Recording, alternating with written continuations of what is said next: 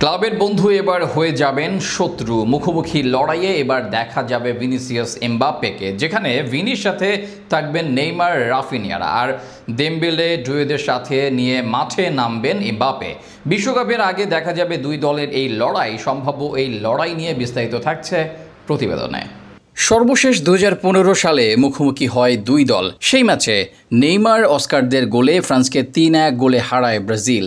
এবার 10 বছর পর আবারও মুখোমুখি হতে যাচ্ছে দুই দল। এর বাইরে আবারও সম্পূর্ণ নতুন দল নিয়ে মুখোমুখি হতে পারে ব্রাজিল ও ফ্রান্স।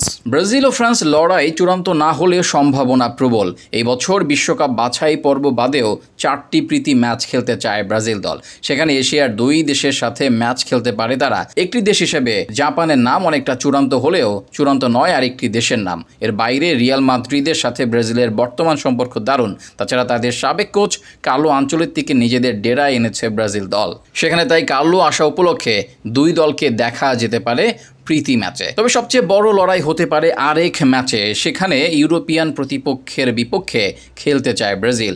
সম্ভাব্য তালিকায় স্পেন, ইংল্যান্ডের নাম শোনা গেলেও অগ্রগামী ফ্রান্স। আর সেই লড়াইয়েই যেন সব আগ্রহ সবার। ফ্রান্স ও ব্রাজিল যেন একই সুতোয় গাঁথা। যদিও নেশনস কাপের সেমিফাইনাল খেলেছে ফ্রান্স, শেষ দুই বিশ্বকাপে এক শিরোপা সহ খেলেছে দুই ফাইনাল। শেষ 6 ম্যাচে 3 জয় ও 2 হার তাদের। শেষ 11 ম্যাচে হেরেছে 4 ম্যাচে। তবুও দলটির মূল শক্তি তাদের আক্রমণ ভাগ। Mbappe, Doue, Griezmann, Barcola, Cherki, Dembele কারা নেই এই আক্রমণ ভাগে। এর সাথে ডিফেন্সে আছে সালিবা, হার্নান্দেজরা।